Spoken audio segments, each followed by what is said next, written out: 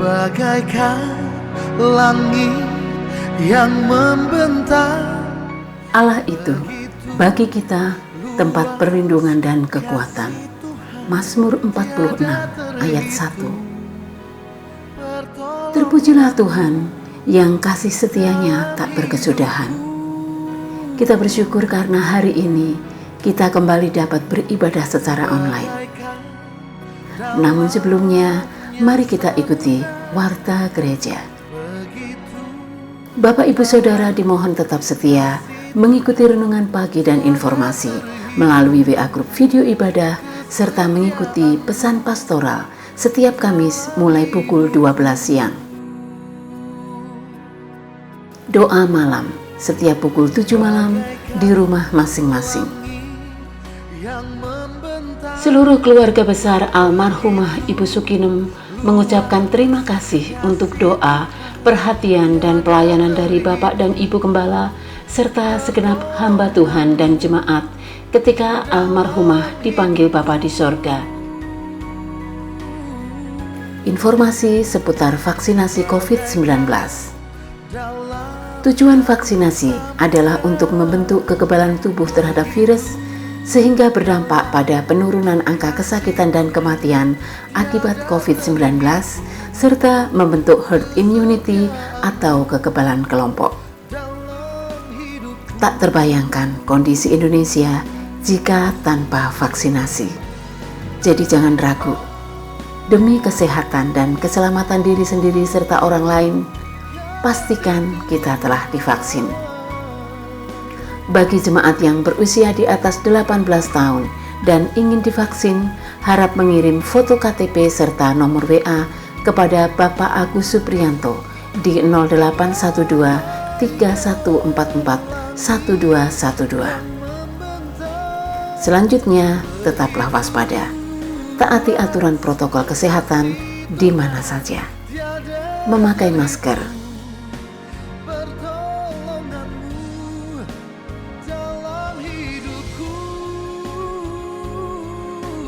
mencuci tangan,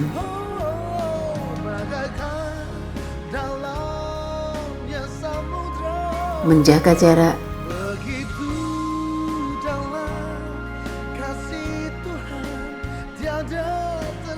menjauhi kerumunan,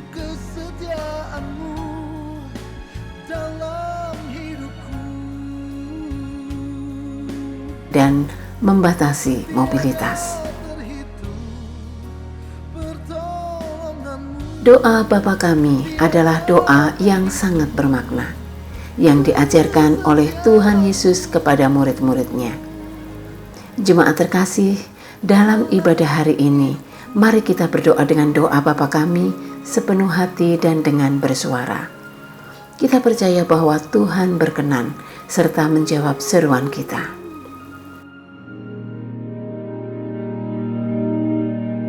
Dirgahayu Indonesiaku, dalam rangka Hari Ulang Tahun Republik Indonesia ke-76, GUP Harvest Madiun menyelenggarakan peringatan dengan tema Cinta Gereja, Cinta Kota, Cinta Indonesia, dan dimeriahkan dengan kegiatan sebagai berikut. Lomba online. Lomba ini terbuka untuk seluruh jemaat, terdiri dari lomba TTS, lomba membaca puisi, dan lomba foto keluarga. Informasi lebih lanjut tentang lomba ini bisa dilihat di WA Grup Video Ibadah. Ibadah online diadakan hari Selasa 17 Agustus 2021 mulai pukul 6 pagi. Mari meriahkan peringatan Hari Ulang Tahun Republik Indonesia di gereja kita. Salam semangat, merdeka!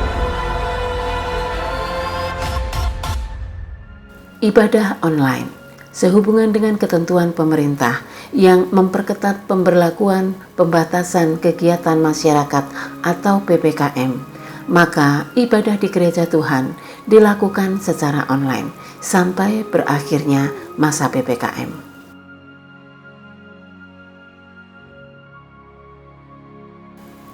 Bapak Ibu Saudara, kini tiba waktunya kita beribadah. Meskipun dari rumah, namun jemaat tetap dimohon untuk mengikuti dengan sikap hati yang tertuju pada Allah, memuji Tuhan dengan semangat, dan mendengar firman-Nya dengan sikap hormat. Sebab nama Tuhan akan kuserukan, berilah hormat kepada Allah kita. Ulangan 32 ayat 3. Selamat beribadah. Tuhan Yesus memberkati. Shalom seluruh umat Tuhan yang dikasihi dimanapun Anda berada. Mari kita mempersiapkan hati kita untuk beribadah bersama. Meskipun di rumah Anda masing-masing, kita percaya bahwa Tuhan sanggup melawat kita. Mari tundukkan kepala, kita satukan hati kita, kita berdoa.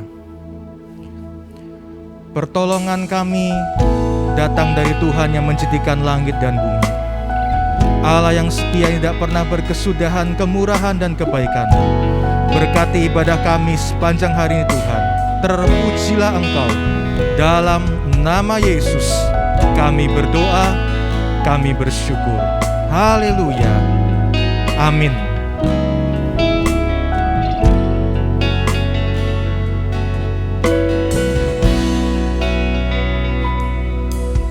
Ketika ku hadapi kehidupan ini,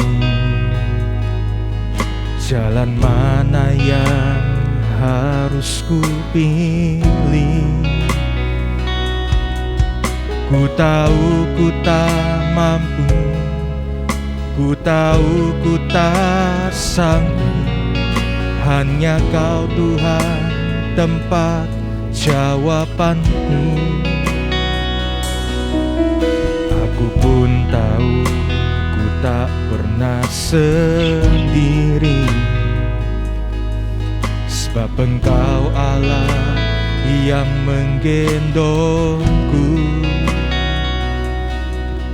Tangan-Mu membelaiku, cinta-Mu memuaskanku. Kau mengangkatku ke tempat yang tinggi.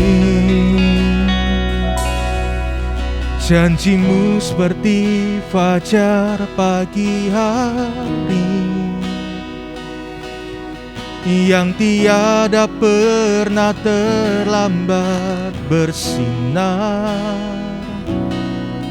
Cinta-Mu seperti sungai yang mengalir, dan ku tahu betapa dalam kasih-Mu.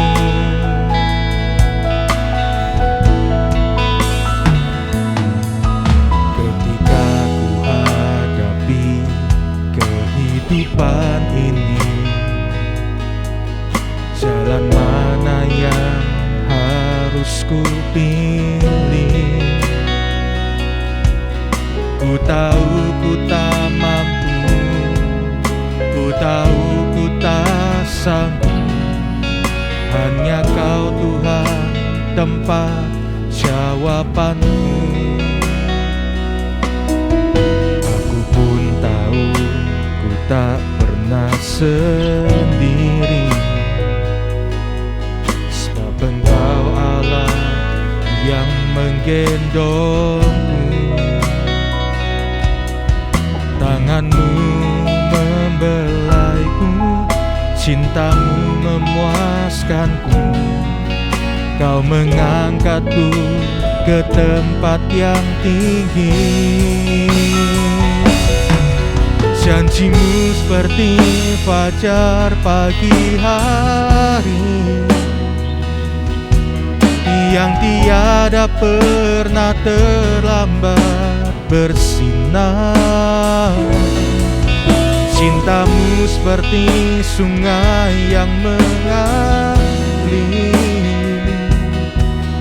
dan ku tahu betapa dalam kasih-Mu. Janji-Mu seperti fajar pagi hari, yang tiada pernah terlambat bersinar. Cinta-Mu seperti sungai yang mengalir, dan ku tahu betapa dalam kasih-Mu.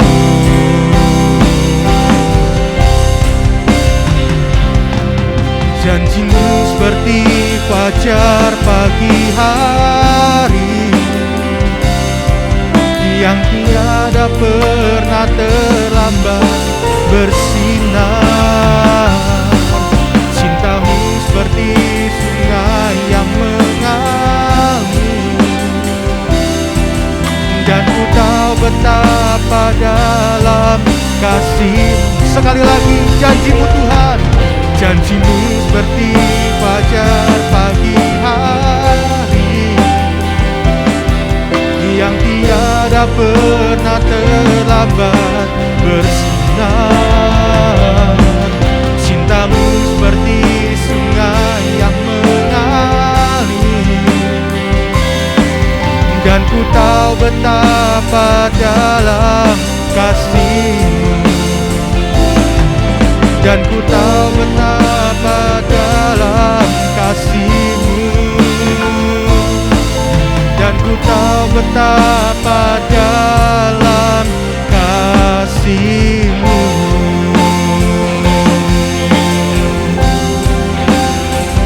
Haleluya, Kau Tuhan yang ajaib, Kau Tuhan yang mulia.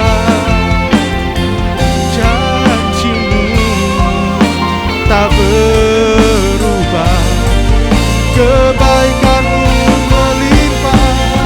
Haleluya.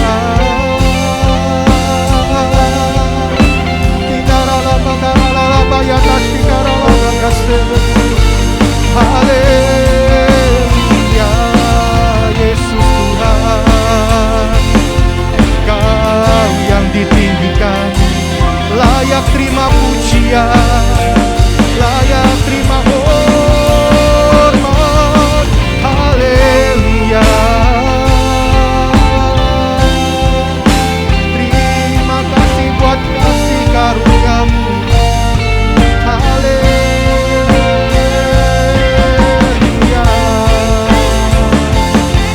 Sebab Kaulah penolong yang setia, sebab Kaulah Tuhan yang berkuasa.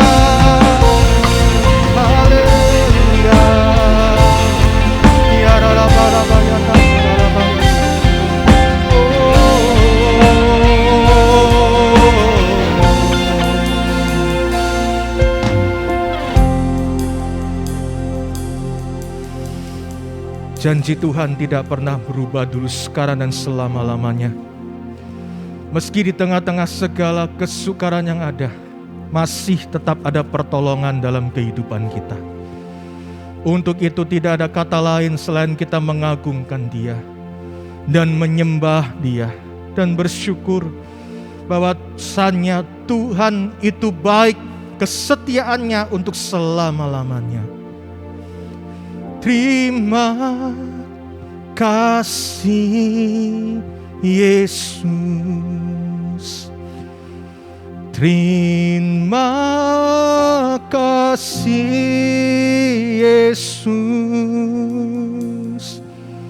ku beri syukur hanya bagi-Mu, ya Allahku, ya Tuhanku.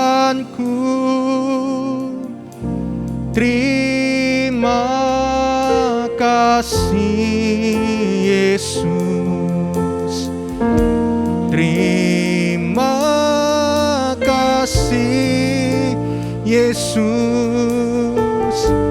ku beri syukur hanya bagi-Mu. Terima kasih Yesus. Mari ucapkan syukur. Terima kasih Tuhan.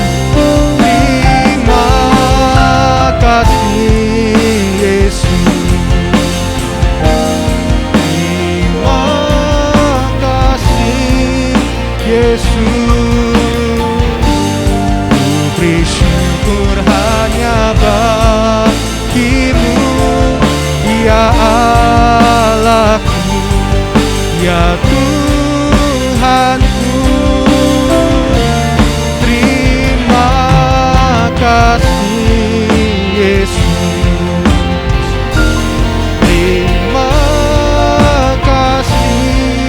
Yesus.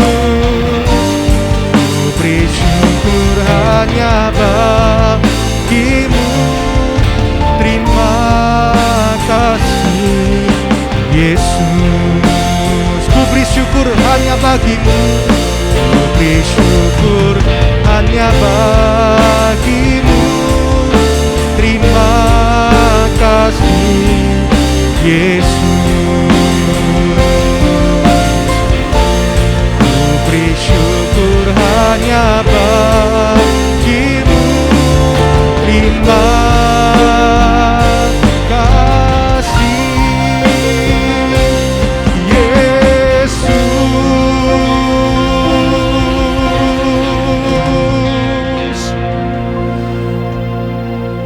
Bapa di sorga, kami akan mendengarkan kebenaran firman-Mu. Kami meneduhkan hati kami dan membuka hati kami, telinga kami. Biarlah sabda firman-Mu Tuhan menyapa kami, menolong kami, menguatkan kami di tengah-tengah tantangan kehidupan hari-hari ini. Urapi hamba-Mu Tuhan dan urapi setiap kami, untuk kami bukan hanya menjadi pendengar, tapi menjadi pelaku atas firman-Mu. Di dalam nama Tuhan kami Yesus Kristus, kami berdoa dan kami bersyukur. Amin. Shalom Bapak Ibu dan Saudara yang dikasihi Tuhan. Firman Tuhan hari ini akan berbicara tentang pertolongan dalam kesukaran. Kita akan belajar dari sebuah peristiwa yang dicatat di dalam Alkitab. Peristiwa ini terjadi kira-kira pada tahun 700 sebelum Masehi, ketika Hizkia menjadi raja di kerajaan Yehuda. Pada masa pemerintahan Hizkia, kota Yerusalem dikepung oleh tentara Asyur di bawah pemerintahan Raja Sanherib. Peristiwa ini dicatat di dalam 3 bagian Alkitab, yaitu dalam 2 Raja-Raja pasal 18-19, kemudian di dalam 2 Tawarikh pasal 32, dan di dalam Yesaya pasal 36-37. Catatan Alkitab ini juga terkonfirmasi oleh penemuan-penemuan arkeologis yang nanti akan banyak kita lihat, membuktikan bahwa apa yang ditulis di dalam Alkitab sungguh-sungguh bisa kita percayai. Apa yang ditulis di dalam Alkitab sungguh-sungguh tepat dan akurat. Kita percaya bahwa Alkitab adalah wahyu Tuhan, supaya kita dapat mengenal Tuhan. Alkitab adalah penyataan Tuhan kepada manusia, supaya manusia dapat mengenal Tuhan. Alkitab memang terutama tidak ditujukan sebagai sebuah buku sejarah, tetapi karena Roh Kudus yang memimpin para penulis Alkitab untuk menuliskan pesan Tuhan, untuk menuliskan karya Tuhan termasuk lewat peristiwa-peristiwa sejarah, maka kita percaya bahwa peristiwa-peristiwa sejarah yang dicatat di dalam Alkitab juga sungguh-sungguh bisa dipercaya. Dan pada saat ini kita akan belajar dari peristiwa ini. Bagaimana pertolongan Tuhan, bagaimana pekerjaan Tuhan yang begitu dahsyat, yang begitu besar. Bagaimana Tuhan menolong dan menyelamatkan umat-Nya yang berada dalam kesukaran.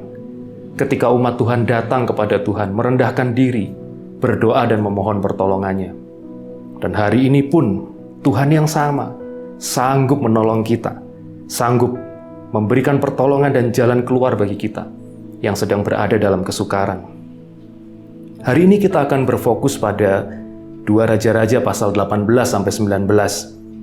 Tetapi Bapak Ibu juga dapat membaca sendiri 2 bagian lain di dalam Alkitab di mana peristiwa ini dicatat, yaitu dalam 2 Tawarikh pasal 32 dan Yesaya pasal 36-37. Kita akan membagi penyampaian firman Tuhan hari ini ke dalam 4 bagian. Yang pertama, masalah dan kesukaran dapat dialami oleh umat Tuhan. Yang kedua, intimidasi dapat menimbulkan ketakutan. Kemudian yang ketiga, ketika kesukaran datang, berdoalah. Dan yang keempat, pertolongan Tuhan bagi umat-Nya. Kita akan lihat bagian yang pertama. Masalah dan kesukaran dapat dialami oleh umat Tuhan. Mari kita membaca di dalam 2 Raja-Raja pasal 18 ayat 17. Sesudah itu Raja Asyur mengirim panglima, kepala istana dan juru minuman agung dari Lakis kepada Raja Hizkia di Yerusalem, disertai suatu tentara yang besar. Mereka maju dan sampai ke Yerusalem. Setelah mereka maju dan sampai di situ, mereka mengambil tempat dekat saluran kolam atas yang di Jalan Raja pada padang tukang penatu. Mungkin ada sedikit pertanyaan dalam pikiran kita. Mengapa seorang juru minuman agung perlu dikirim untuk situasi pertempuran semacam ini? Alkitab NIV membantu menerjemahkan hal ini dengan lebih mendekati makna aslinya dalam bahasa Ibrani. Juru minuman agung ini di dalam NIV diterjemahkan sebagai field commander atau komandan lapangan. Dia seorang komandan, salah satu komandan dalam tentara Asyur. Itulah sebabnya dia dikirim kepada Hizkia, kepada penduduk Yerusalem untuk menyampaikan pesan dari Sanherib. Sekarang kita akan lihat latar belakang dari peristiwa ini. Pada saat itu seluruh kota di kerajaan Yehuda telah ditaklukkan oleh Sanherib. Dalam penemuan arkeologis, dalam catatan-catatan dari bekas kerajaan Asyur, ditemukan bahwa Sanherib telah menaklukkan 46 kota di kerajaan Yehuda. Jumlah 46 kota ini memang tidak dicatat di dalam Alkitab, hanya dicatat di dalam peninggalan dari kerajaan Asyur. Dan kota Lakis yang tadi disebutkan dalam 2 Raja-Raja, pasal 18 ayat 17 adalah kota terdekat dari Yerusalem, kota Yehuda terakhir yang ditaklukkan, yang dikalahkan oleh Sanherib sebelum Sanherib mengepung dan berusaha menaklukkan Yerusalem. Kota Lakis berjarak kira-kira 48 km dari Yerusalem dan sebenarnya merupakan sebuah kota yang memiliki pertahanan yang cukup kuat. Lakis telah dipersiapkan oleh Hizkia untuk menahan laju invasi dari tentara Asyur. Tetapi rupanya tentara Asyur terlalu kuat, terlalu perkasa, dan akhirnya Lakis juga jatuh ke tangan tentara Asyur. Peristiwa penaklukan di kota Lakis tidak saja dicatat di dalam Alkitab, tetapi juga ditemukan dalam penemuan arkeologis. Pada tahun 1845, para arkeolog Inggris melakukan penggalian di bekas istana Sanherib di Niniwe. Niniwe berada di dekat kota Mosul di Irak pada saat ini. Di antara banyak penemuan yang mereka dapatkan di sana, salah satunya adalah sebuah relief peninggalan dari sekitar tahun 700 sebelum Masehi, tepat pada masa pemerintahan Sanherib. Dan relief ini menggambarkan peristiwa penaklukan kota Lakis oleh Raja Sanherib.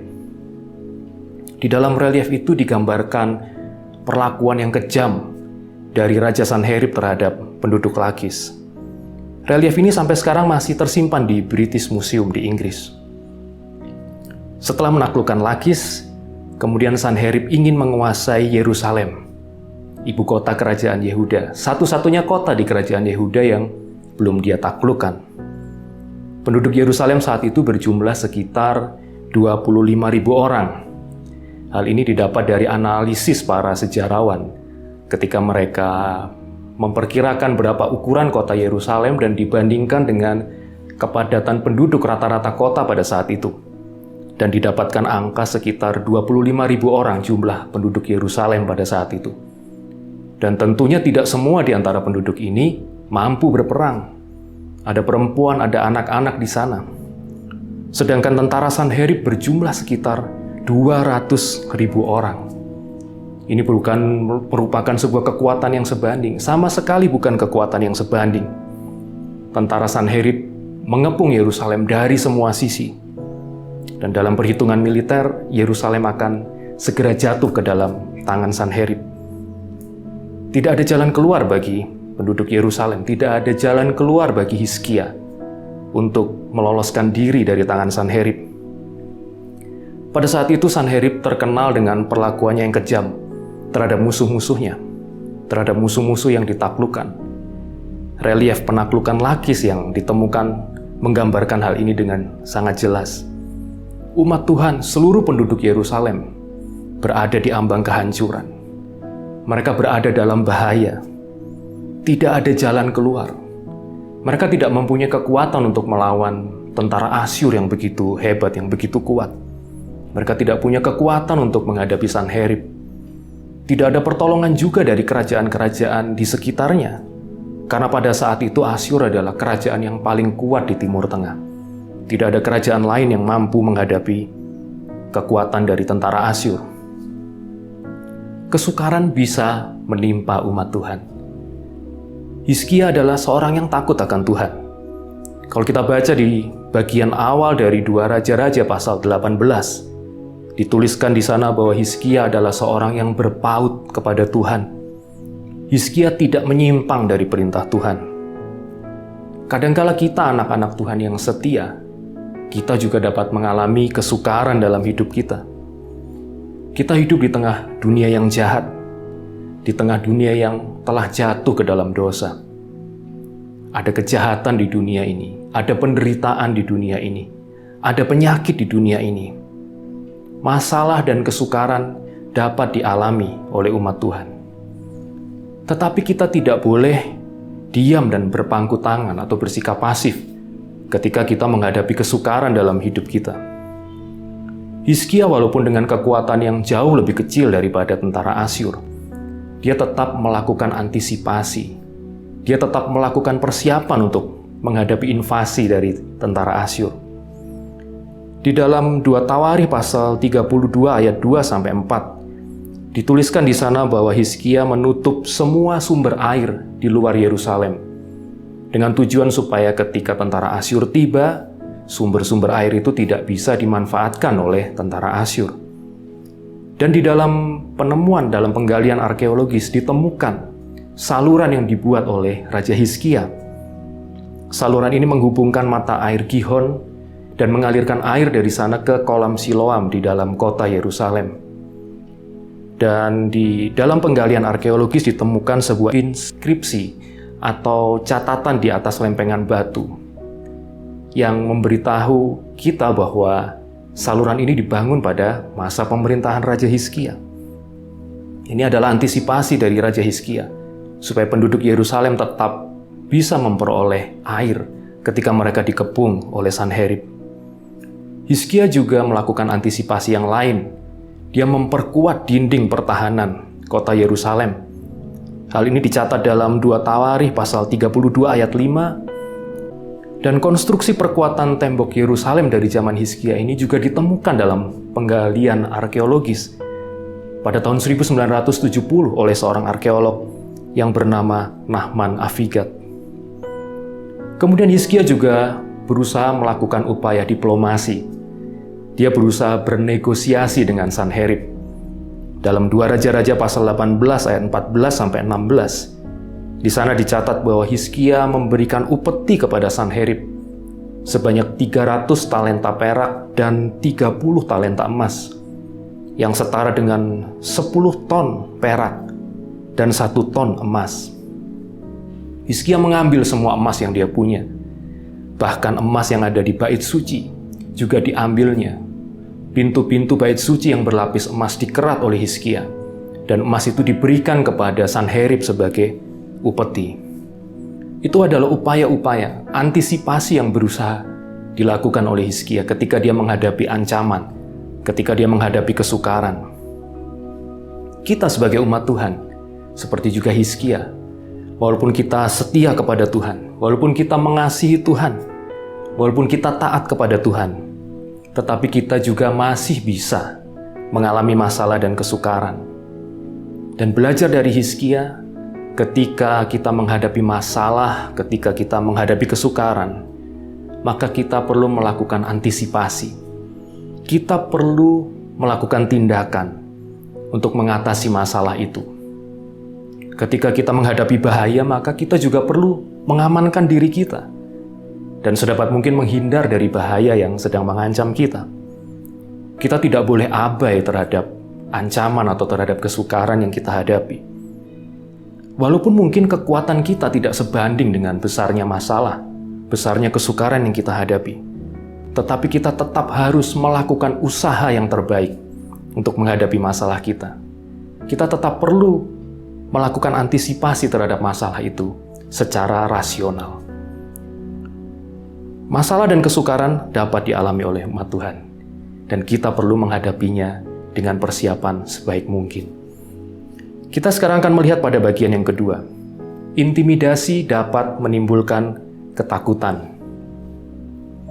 3 orang yang dikirim oleh Sanherib berusaha mengintimidasi Hizkia dan penduduk Yerusalem agar mereka semakin takut dan semakin gentar. Mari kita baca dalam 2 Raja-Raja pasal 18 ayat 35. Siapakah di antara semua Allah negeri-negeri yang telah melepaskan negeri mereka dari tanganku, sehingga Tuhan sanggup melepaskan Yerusalem dari tanganku? Ini adalah pesan Sanherib melalui 3 orang utusannya. Kerajaan-kerajaan lain telah ditaklukkan. Dewa-dewa mereka tidak ada yang bisa menyelamatkan mereka dari tangan Sanherib. Dan Sanherib berkata bahwa Tuhan pun tidak akan bisa menyelamatkan Yerusalem. Intimidasi merupakan bagian dari strategi pertempuran. Seringkali digunakan dalam pertempuran untuk menjatuhkan semangat, menjatuhkan kepercayaan diri dari lawan. Atlet tinju juga sering menggunakan strategi ini, menggunakan intimidasi untuk menjatuhkan mental lawan.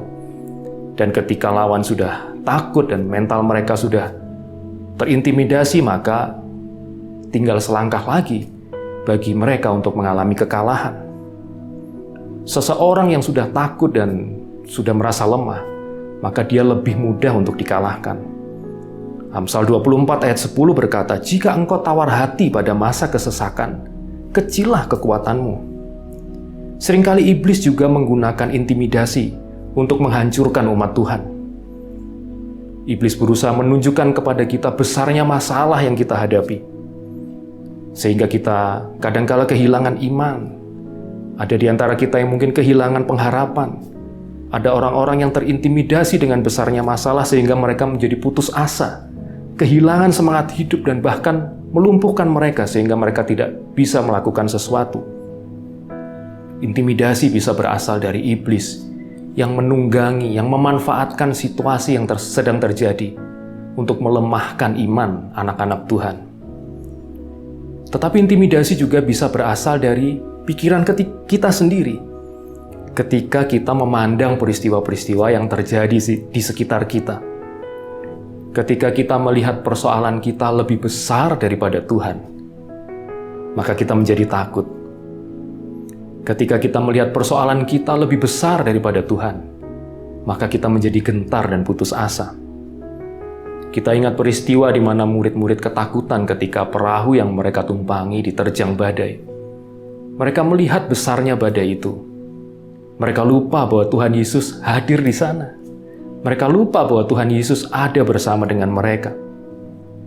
Demikian juga Petrus ketika dia disuruh oleh Tuhan Yesus untuk berjalan di atas air. Dan kemudian dia melihat besarnya gelombang yang ada di sekitarnya. Maka Petrus menjadi takut. Dia melihat masalahnya lebih besar daripada Tuhan. Dan kemudian Petrus mulai tenggelam. Dia mulai kehilangan kepercayaan dan keyakinannya kepada Tuhan. Ketika kita memandang masalah lebih besar daripada Tuhan, maka kita menjadi takut. Bahkan tidak jarang, intimidasi mengakibatkan seseorang kehilangan kepercayaan kepada Tuhan. Tadi kita sudah melihat contoh intimidasi yang dilakukan oleh Sanherib. Dia memberikan sebuah intimidasi kepada orang-orang Yehuda bahwa Tuhan tidak akan bisa menolong dan menyelamatkan mereka. Hal yang sama sering kita jumpai dalam masalah yang kita hadapi sehari-hari, yang membuat kita mulai lemah iman kita kepada Tuhan. Sebenarnya rasa takut adalah hal yang manusiawi. Rasa takut merupakan mekanisme pertahanan diri manusia untuk bertahan hidup.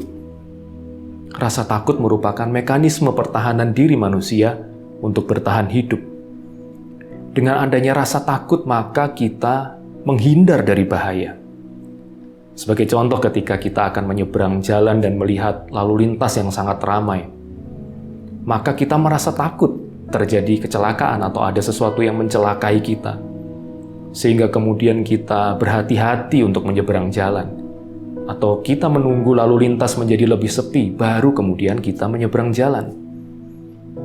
Kita juga merasa takut apabila ada binatang buas, misalnya.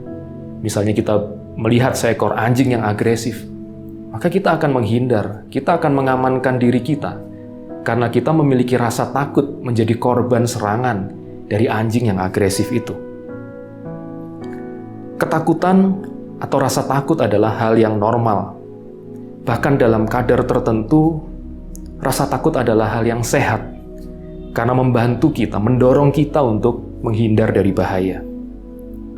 Tetapi ketakutan dalam kadar yang besar, ketakutan yang tidak terkontrol, ketakutan yang timbul akibat intimidasi, ketakutan semacam itu bisa melumpuhkan kita, bisa membuat kita kehilangan iman, menimbulkan stres dan depresi. Bahkan ketakutan yang terlalu besar akibat dari intimidasi bisa membuat kita meragukan kebaikan Tuhan, meragukan kuasa Tuhan, meragukan kasih Tuhan kepada kita. Kita tetap perlu memiliki rasa takut yang sehat supaya kita bisa menghindar dari bahaya.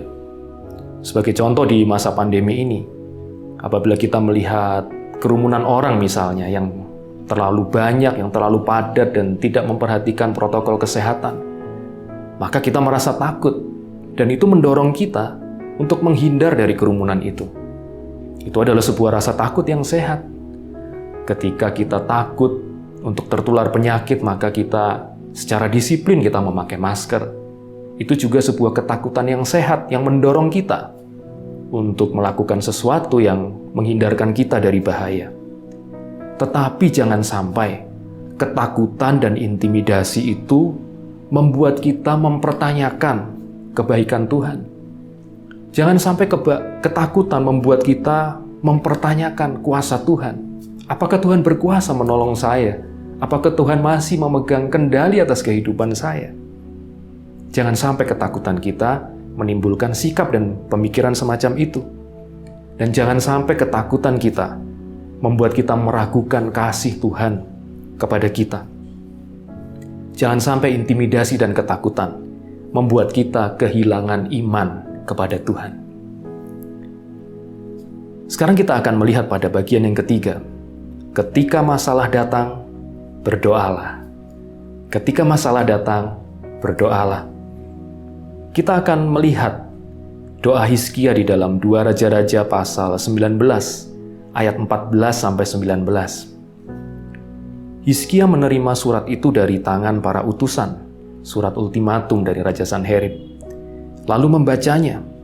Kemudian pergilah ia ke rumah Tuhan dan membentangkan surat itu di hadapan Tuhan. Hizkia berdoa di hadapan Tuhan dengan berkata, "Ya Tuhan Allah Israel, yang bertahta di atas kerubim, hanya Engkau sendirilah Allah segala kerajaan di bumi. Engkaulah yang menjadikan langit dan bumi. Sendengkanlah telingamu ya Tuhan, dan dengarlah. Bukalah matamu ya Tuhan, dan lihatlah. Dengarlah perkataan Sanherib yang telah dikirimnya untuk mengaibkan Allah yang hidup. Ya Tuhan, memang raja-raja Asyur telah memusnahkan bangsa-bangsa dan negeri-negeri mereka, dan menaruh para Allah mereka ke dalam api, sebab mereka bukanlah Allah, hanya buatan tangan manusia, kayu dan batu, sebab itu dapat dibinasakan orang. Maka sekarang, ya Tuhan Allah kami, selamatkanlah kiranya kami dari tangannya, supaya segala kerajaan di bumi mengetahui bahwa hanya Engkau sendirilah Allah, ya Tuhan." Di sini kita melihat kerendahan hati dari Hizkia, sekaligus juga iman dan ketergantungannya kepada Tuhan. Hizkia menyadari bahwa dia tidak lagi punya jalan keluar. Musuhnya terlalu kuat. Dia sudah terkepung dan musuh yang sedang mengepungnya adalah musuh yang tidak berbelas kasihan. Yerusalem telah terkepung dan tinggal menunggu waktu saja untuk jatuh ke tangan Sanherib. Tidak ada kerajaan lain yang bisa menolong mereka. Ini adalah benar-benar situasi yang tanpa pengharapan. Tetapi di tengah situasi yang seperti itu, dia tetap percaya kepada Tuhan yang dia sembah. Tuhan yang Maha Kuasa, yang sanggup melepaskan dia dari tangan Sanherib. Dan itu dinyatakan oleh Hizkia di dalam doanya. Hizkia memang melihat kerajaan-kerajaan lain di sekitarnya telah dihancurkan oleh Sanherib. Tetapi dia percaya bahwa Allah, Tuhan yang hidup, sanggup menolongnya. Kita bisa belajar dari Hizkia. Mungkin masalah yang kita hadapi terlalu besar. Mungkin kita tidak cukup punya kekuatan untuk mengatasi kesukaran kita. Tidak ada orang lain yang bisa kita harapkan untuk menolong kita. Bahkan orang lain pun sibuk dengan masalah mereka sendiri. Mereka menghadapi kesukaran yang sama dengan kita. Dalam situasi seperti ini kita bisa datang kepada Tuhan.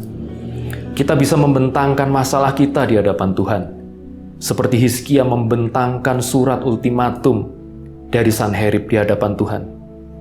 Kemudian kita merendahkan diri di hadapan Tuhan. Mengakui bahwa kekuatan kita sangat terbatas. Dan kemudian kita bisa memohon pertolongan Tuhan dan belas kasihan dari Tuhan. Dalam doa kita perlu memiliki iman. Seperti Hizkia memiliki iman kepada Tuhan. Kita tetap percaya kepada Tuhan. Kita percaya bahwa Tuhan sanggup menolong kita. Kita adalah umat-Nya yang dikasihi oleh Tuhan. Dan Tuhan mau menolong kita menghadapi kesukaran apapun di dalam kehidupan kita. Dalam situasi yang sulit, ketika kita menghadapi kesukaran, janganlah menjauhkan diri dari Tuhan. Tetapi mari kita datang kepadanya dengan kerendahan hati, berdoa kepadanya. Dan percayalah bahwa ada kuasa di dalam doa-doa yang dinaikkan oleh umat Tuhan. Ada kuasa di dalam doa-doa yang dinaikkan oleh umat Tuhan. Sekarang kita akan lihat pada bagian yang keempat. Pertolongan Tuhan bagi umat-Nya. Pertolongan Tuhan bagi umat-Nya. Kita baca di dalam 2 Raja-Raja pasal 19 ayat 20. Lalu Yesaya bin Amos menyuruh orang kepada Hizkia mengatakan, "Beginilah firman Tuhan Allah Israel. Apa yang telah kau doakan kepadaku mengenai Sanherib, Raja Asyur, telah kudengar." Tuhan mendengar doa Hizkia. Tuhan berfirman melalui Nabi Yesaya dan kemudian disampaikan oleh utusan Yesaya kepada Hizkia bahwa Tuhan telah mendengar doa yang dinaikkan oleh Hizkia. Demikian juga kita, ketika kita berdoa di dalam kerendahan hati dan di dalam iman kepada Tuhan, Tuhan juga mendengar doa kita. Dan Tuhan bukan hanya mendengar doa kita, tetapi Tuhan juga menjawab doa kita.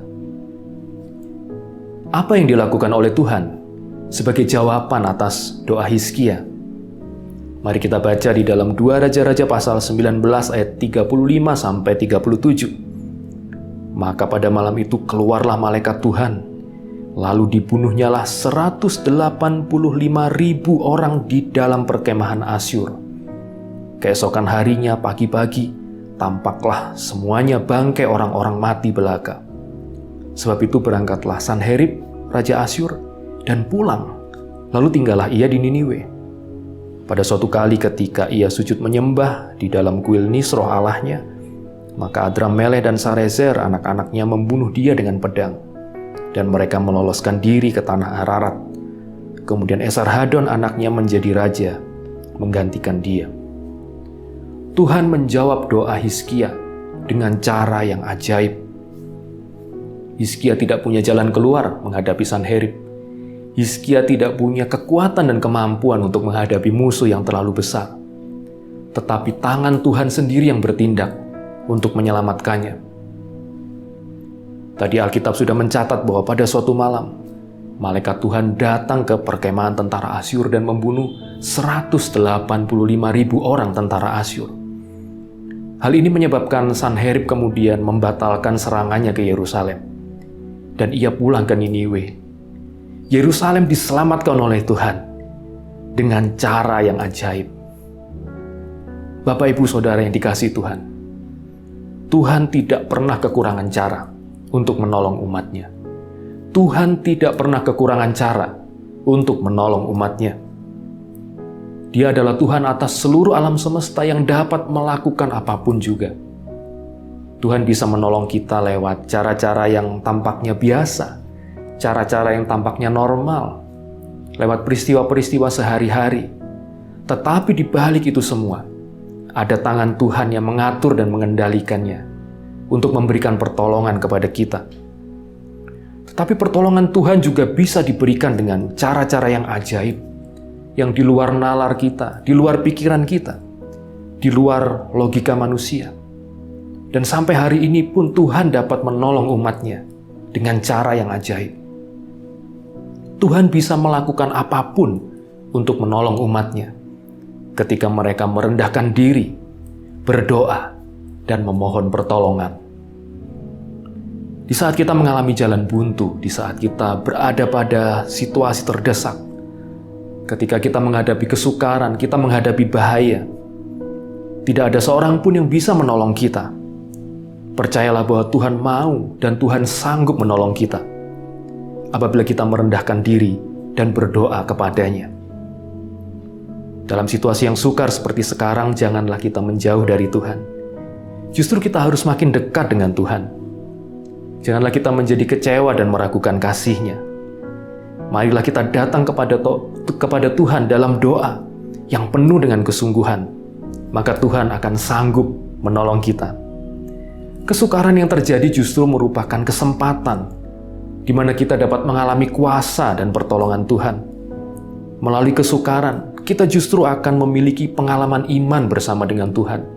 Bagaimana Tuhan bekerja dalam hidup kita. Bagaimana Tuhan menyatakan pertolongannya bagi kita.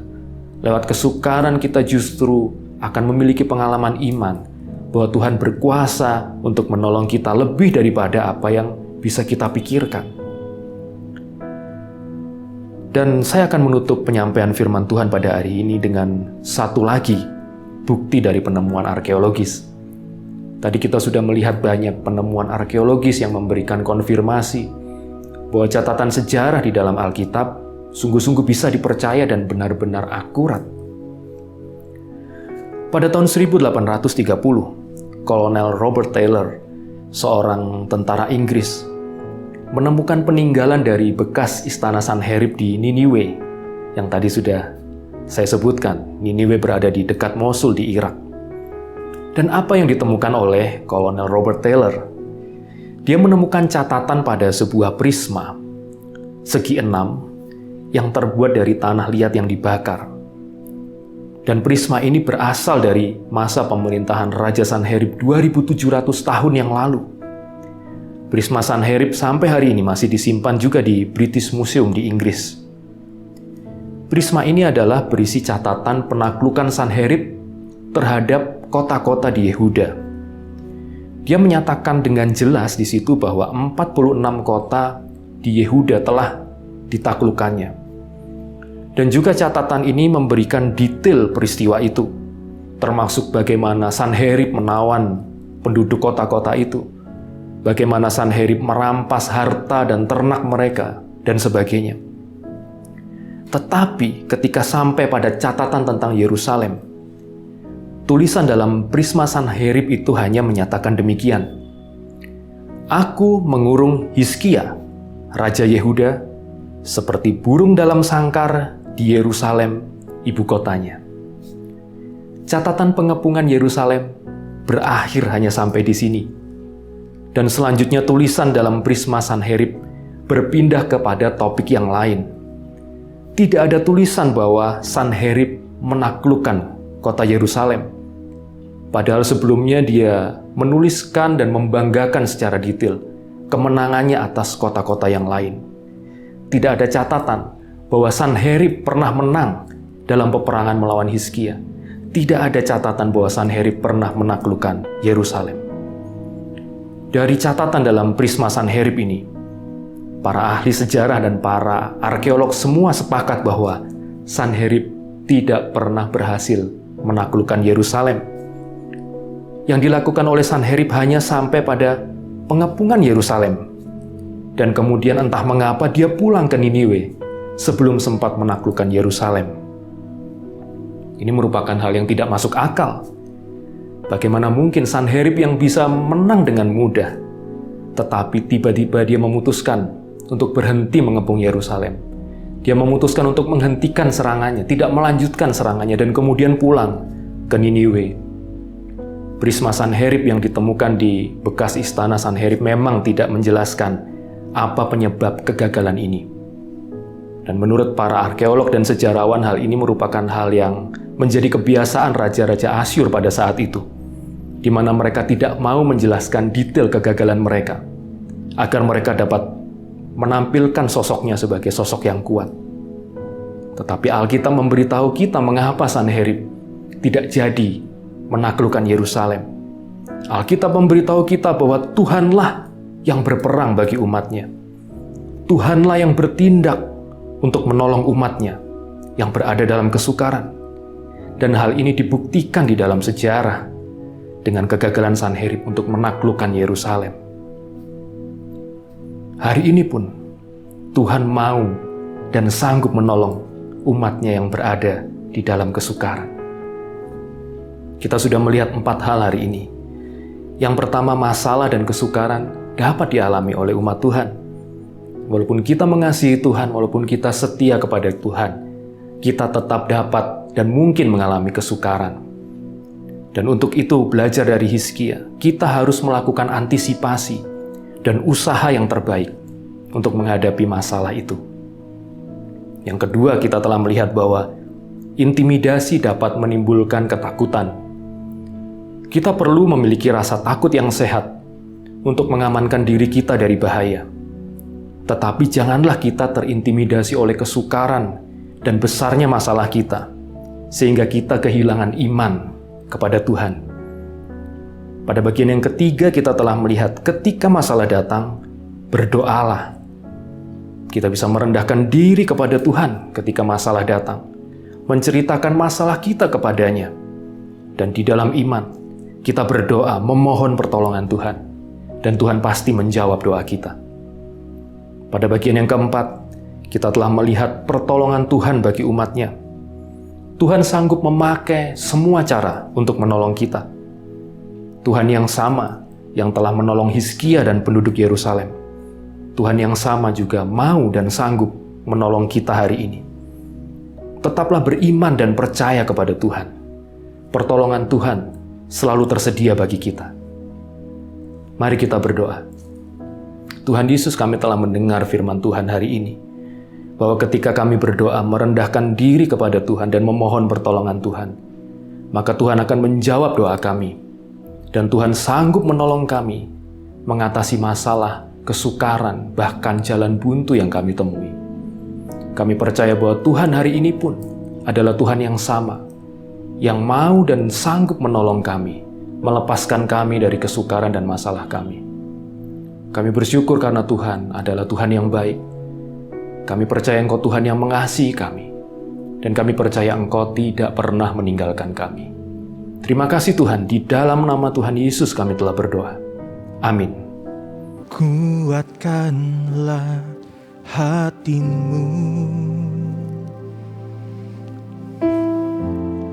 lewati setiap persoalan. Tuhan Yesus selalu menopangmu. Jangan berhenti harap padanya.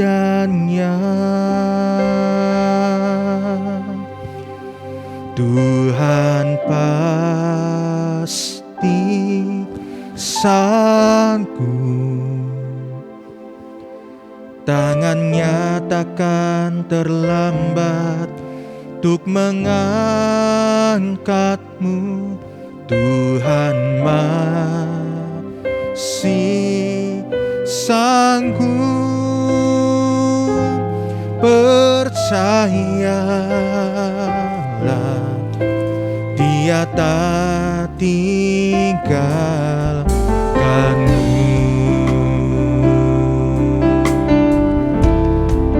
Kuatkanlah hatimu, kuatkanlah hatimu, lewati setiap persoalan. Tuhan Yesus sanggup menopangmu. Jangan berhenti harap padanya. padanya. Tuhan pasti sanggup, tangannya takkan terlambat untuk mengangkatmu. Tuhan masih sanggup, percayalah, Dia tak tinggalkanmu. Dengan iman Tuhan pasti sanggup. Tuhan pasti sanggup, tangannya takkan terlambat untuk mengangkatmu. Tuhan masih sanggup, percayalah, Dia tak tinggalkan. Percayalah, percayalah, Dia tak tinggalkan. Percayalah, percayalah, Dia tak tinggalkanmu.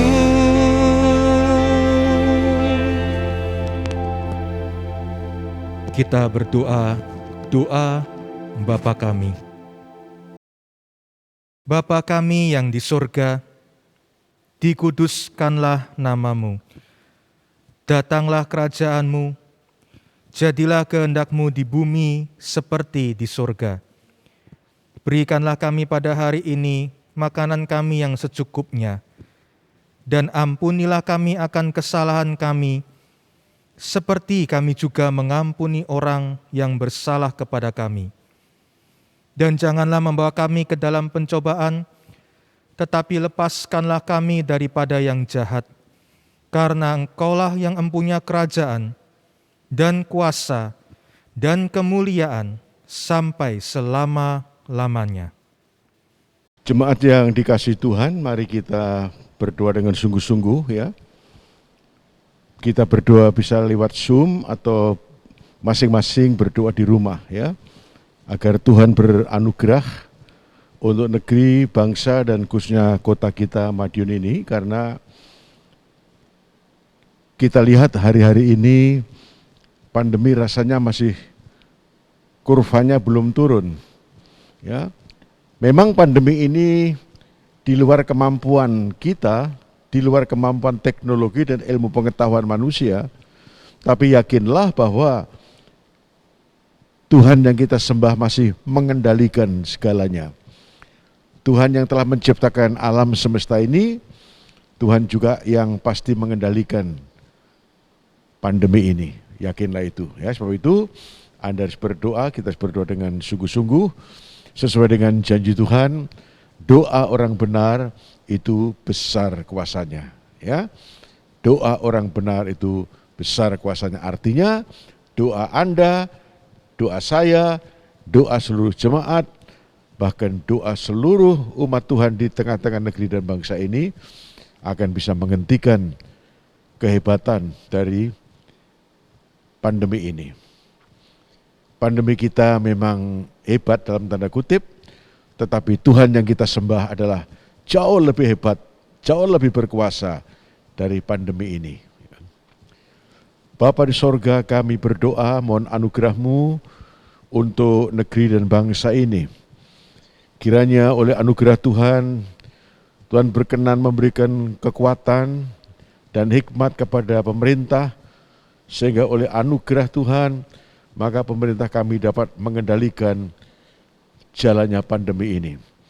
Khususnya kami umat-Mu, kami berdoa pada hari ini. Kami tahu Tuhan, bahwa tidak ada Allah lain, baik di langit di atas dan di bumi di bawah. Engkaulah satu-satunya Allah di dalam Kristus Tuhan kami. Sekarang kami mohon anugerah-Mu Tuhan, di dalam nama segala nama, Yesus Kristus Tuhan.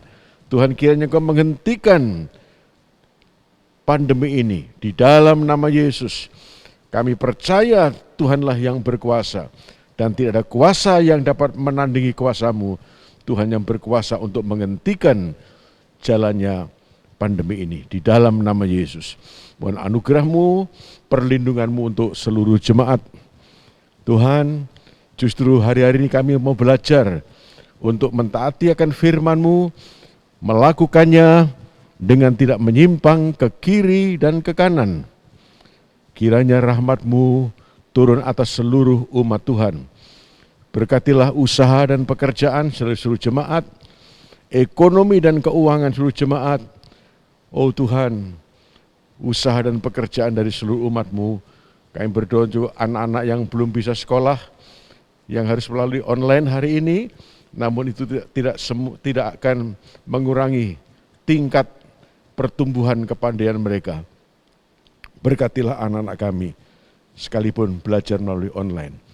Terima kasih Tuhan, kami berdoa untuk gereja Tuhan, untuk umat-Mu, hamba-hamba-Mu di tengah-tengah negeri dan bangsa ini. Kiranya gereja tetap bersinar, menjadi terang dan garam di tengah-tengah negeri dan bangsa ini. Sekarang jemaat yang dikasihi Tuhan, terimalah dengan iman berkat-berkat Tuhan. Tuhan memberkati engkau dan melindungi engkau. Tuhan menyinari engkau dengan wajah-Nya, memberi kasih karunia. Tuhan menghadapkan wajah-Nya kepadamu dan memberi engkau damai sejahtera. Kiranya kasih dari Allah Bapa, karunia Tuhan Yesus Kristus, dan persekutuan dalam Roh Kudus akan menyertai kita sekalian hari ini sampai Maranatha, Tuhan Yesus datang kembali. Dalam nama Yesus kami berdoa. Amin. Tuhan memberkati, selamat berjuang, sukses. Kiranya Engkau memberkati aku berlimpah-limpah dan memperluas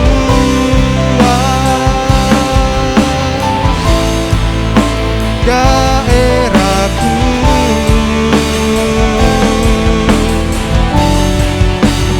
dan kiranya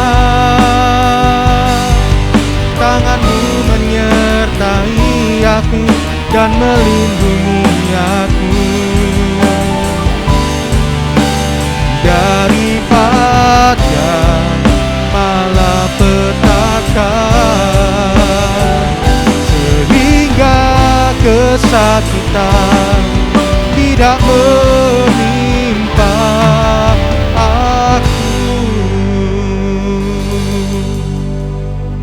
Kita bersaat teduh sejenak.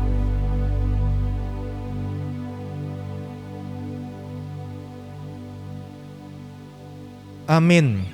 Selamat hari Minggu. Tuhan Yesus memberkati.